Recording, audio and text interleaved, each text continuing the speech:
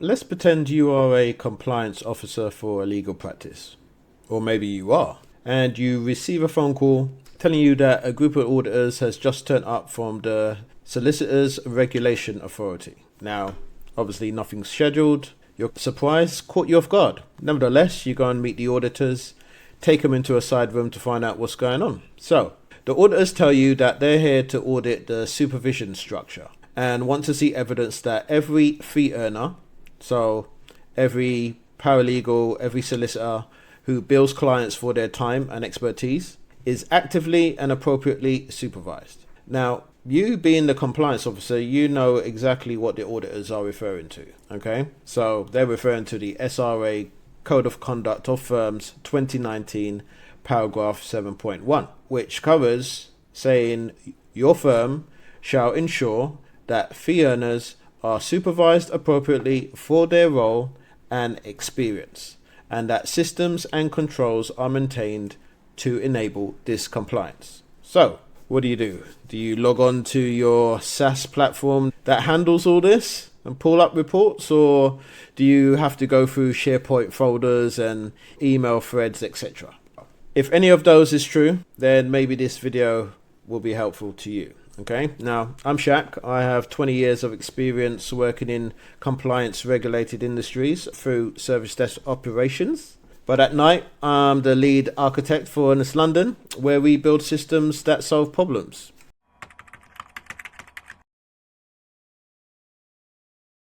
So now to solve this problem, I've come up with this system called the SRA Supervision Register. Now, its purpose is to record every supervision interaction between the senior solicitor and the junior solicitor, any status about the interaction that the junior solicitor has been involved in, any meetings, any review notes, all those things are captured on the form and is timestamped and unable to be edited or removed once it's submitted on the system. As well as this, there's an automated report system that goes to the compliance officer. But let's break this down.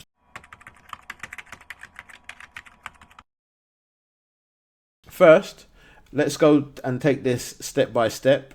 Let's take this by persona. For the compliance officer, what happens is this system has an automated trigger that I think it's 8 a.m. every weekday, it queries the database and it checks for any supervision gaps. And anything it finds, it sends an email to the compliance officer. And that email will look something like this. Okay, so they'll get a daily compliance digest. There's 3 overdue statuses here. Now the compliance officer will reach out to the supervisor, which is in this case is David, to make him aware that there is overdue stuff that he needs to attend to. Okay, so that's how the system would work for the compliance officer.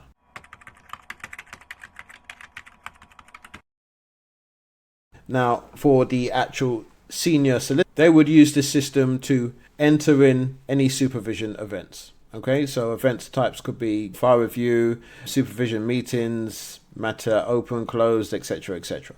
Okay, so let's show you how this works. So I've got some demo information hanging around here somewhere. Cool. So let's copy in the firm ID. We just copy that in here. Let's just say this is for a file review. We'll pick that date.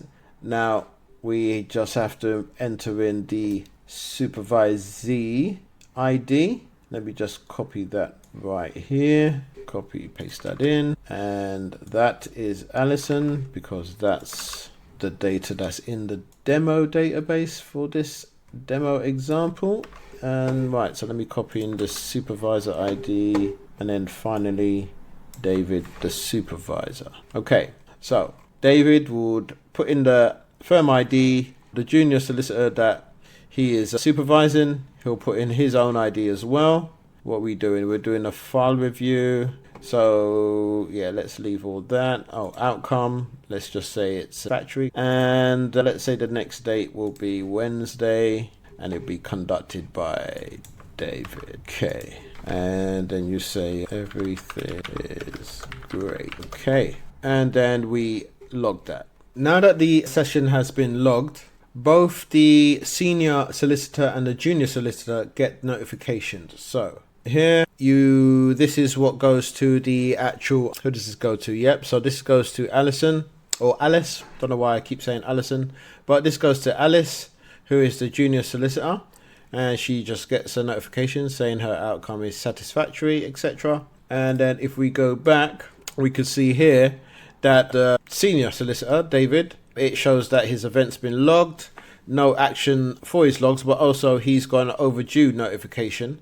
So when he scrolls down, he's got an alert there, he needs his attention, otherwise the compliance officer will be on his case. So that's the front end. So let's dig into how it works in the back end.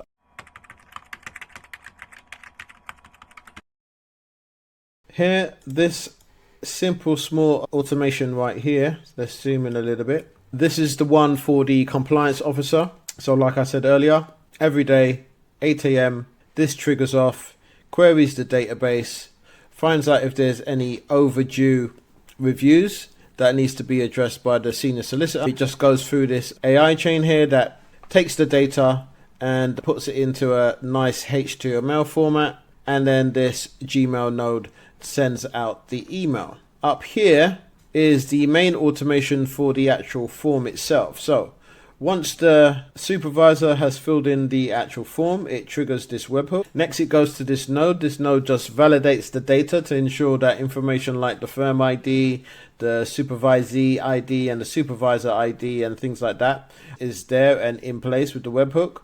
Once everything is fine, it will go along the chain wherein the actual event is then logged.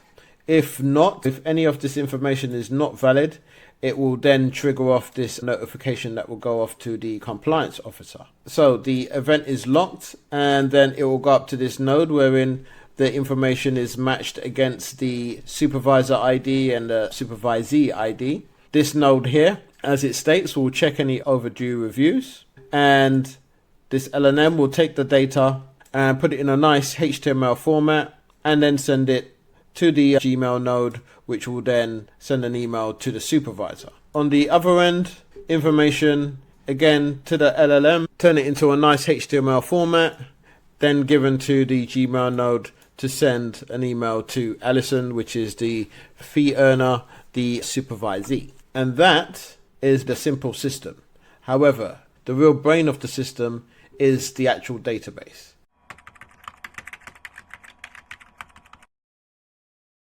So over here, I've broken down the database setup in sections. So what you can see here is that the schema consists of 6 core tables, all right? And that's over here in section 3. Now you've got the SRA firm table that anchors the system, linking it to the fee earner register and the supervisor table. And then the supervision assignment table. This structural chain then connects to the matter table and accumulates in the supervision event table, which holds the primary SRA audit evidence. Right? It's key that whenever you're setting this up, you're setting this up in order, just how I've set it here. Don't worry, this is how it will look once you download the JSON file and then upload it onto your NA8 system. What's very important about this system is the auditing. Okay, so the key thing to understand is that every insertion, update, or deletion across the tables, so that's these 6 tables here, are captured by an automatic trigger that is written to this audit log table. All right, and this is very important for the SRA inspection evidence. So database rules explicitly prevent any updates or deletion to the audit log, and so that ensures a kind of forensic record that cannot be retrospectively altered by any application level user. All right, now the real security side of it is the multi-firm data isolation is strictly enforced, and this is done at this layer, the database layer, via the row level security. So a session can only view rows matching its specific firm ID. So that's the firm ID that goes right here, the first entry you need to put in. Okay, so that specific firm ID, isolating data fundamentally rather than relying on the application layer to filter the results. Okay, very important. And then I've just added at the end just some sample data that you could run on the database, once you've followed all these nodes here in order, and this will just verify that everything is done correctly, and then you'll just remove the data before you bring it into production. So the key takeaway here from this database is that every component of the architecture as a whole is mapped to a specific standard. So under the SRA Code of Conduct of Firms 2019 paragraph 7.1, the fee earner and the supervision event tables provide documented fee earner competence evidence. Okay, now under paragraph 7.1b in this aspect, the audit logs and the automated digest demonstrate that the firm maintains robust systems and control. Now under that same paragraph 7.1c, the matter table and the supervision assignment structures document that work is correctly assigned and overseen. So this architecture also aligns with the international standard, which is the ISO IEC 20001/2022 for the audit trail, integrity, and access control. And for ISO 9001/2015, it also aligns with maintaining repeatable documented processes.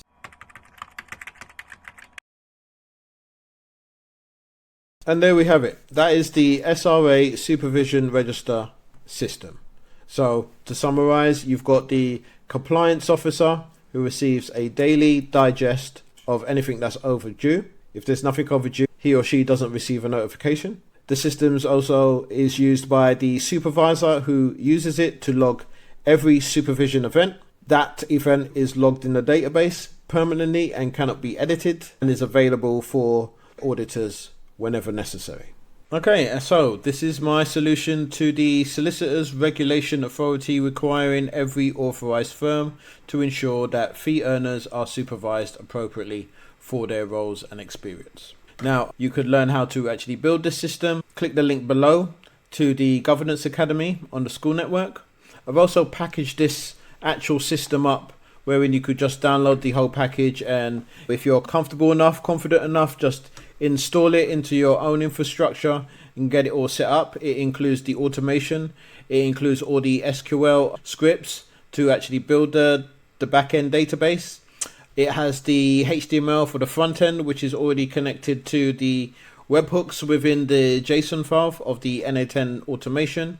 And I'll also throw you in, it also includes full documentation, just like what you see here. Full documentation, about 47 pages, where I go in detail in terms of what the system's for, how it's been used, the compliance framework that it aligns with, and understanding the actual architecture in terms of what the tech stack is, and so on. Fully detailed. We'll go further down wherein I actually go into the actual SQL scripts for each node to make sure you're able to set this up seamlessly without any problems on your first attempt. Okay, thank you for watching. I'm going to have a lot more other solutions coming forward on this channel, so stay tuned and I'll see you on the next one.